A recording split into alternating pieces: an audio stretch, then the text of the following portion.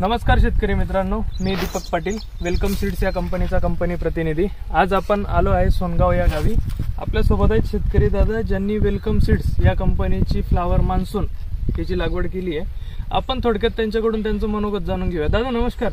नमस्कार। आपलं नाव काय दादा? नमस्कार, माझं नाव प्रवीण शिवाजी गावले, मी राहणार सोनगाव, तालुका निफाड, जिल्हा नाशिक।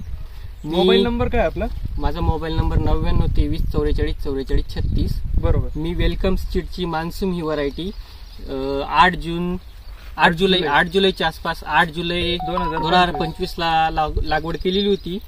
तर माझे सोबत दुसरे इतरही व्हरायटी लावलेले आहे मी।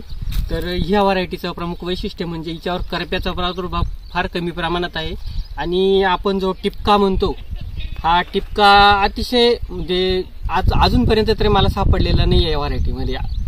आणि मार्केटमध्ये गेल्यानंतर नक्कीच इतर व्हरायटीजपेक्षा 20-30 रुपये का होईना ही व्हरायटी फास्ट विकल्या जाते।